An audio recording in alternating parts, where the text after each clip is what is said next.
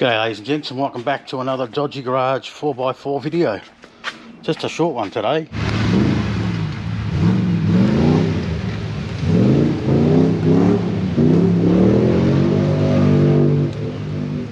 Doing a bit of repair work on the Pajero today. I'm replacing the return oil cooler line. So this bad boy here, the old one split. So, and in order to crack this nut here and to get a good bite at it, I actually took the air box off. So just the three 10mm bolts from inside the air cleaner box. So I've cracked that. What I'll do is I'll replace that cooler line there. So it's just a matter of sliding that down in there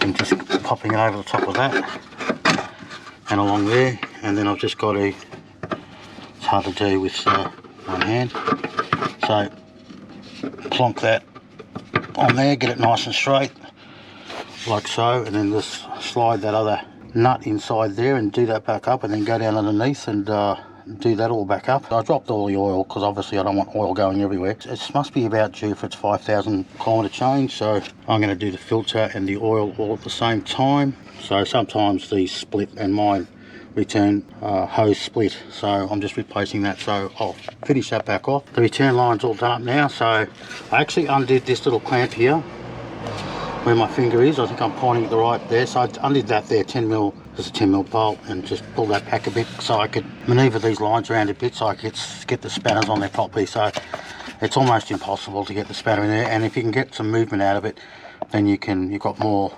you know, well, I guess what you call it, more crank on the spanner when you're undoing and doing them up. So just that one there, so I undid that. So that's back on. So now I'm going to go underneath and connect it back up to the oil filter housing.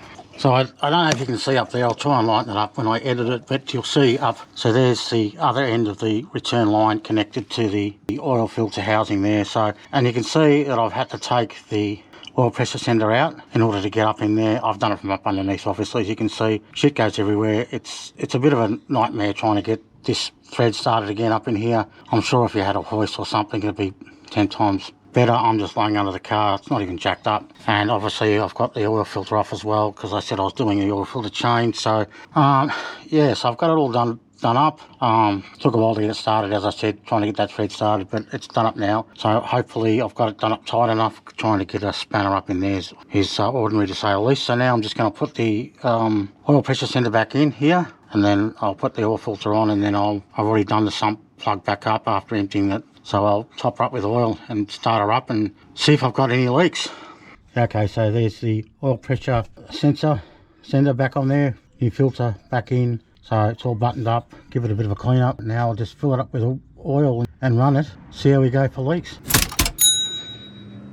So taking the airbox out is just a matter of these three bolts that sit inside the actual airbox filter. You take the filter out, obviously. You take the cover off and you take the map sensor plug out of the socket over there, and it just lifts out. Just when you're putting it back, just make sure this here is sealed up properly. As you can see, I haven't done a very good job of sealing that. Otherwise, you know, all that good work you've done with the snorkel will be for nothing if you get water in down in here. Hopefully the sun's not. So yeah, I'll have another look at that in a minute, make sure I've got that sealed up properly, because this separates from snorkel inside there. So you need to make sure that this is all sealed up in here properly. All buttoned up. Now I've just got to hope that she starts again. Don't forget to put that back in, because otherwise she won't run. Yep, so everything's all good. I took the opportunity to give the air filter a bit of a clean out as well. It wasn't that old, but I give it a bit of a blowout with the air gun. Everything looks alright.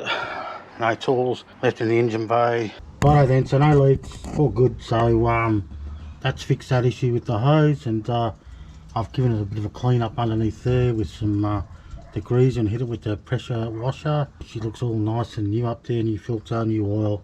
In terms of difficulty, that's probably, I reckon, about I'm going to say 6 out of 10. It's only because it's a pain in the ass to get that hose done up in there.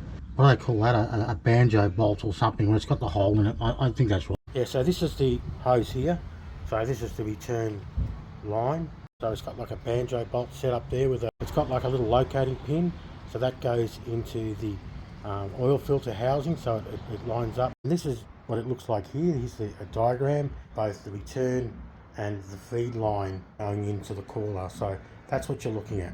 So just trying to line that up. I think I mentioned already in the video, trying to line that up and get that thread started. It just like took for fucking ever, and like I spat it, and I went away, had a break, come back. I got it to thread up, so that's okay. Yeah, so oil pressure's fine. Did a bit of greasing as well on the old grease nipples here as well. Well, I've got the batch plate off. So really all I've got to do is just put the batch plate back on, and I think the job's done. So yeah, so anyway, I just thought I'd chuck this video up because I was doing it. Maybe it's handy for someone to see how I did it. And again, I apologise for not showing some of the stuff, but it's just hard to actually hold a camera and do the job at the same time. Yeah, so I know it's been a while between drinks, but hang around.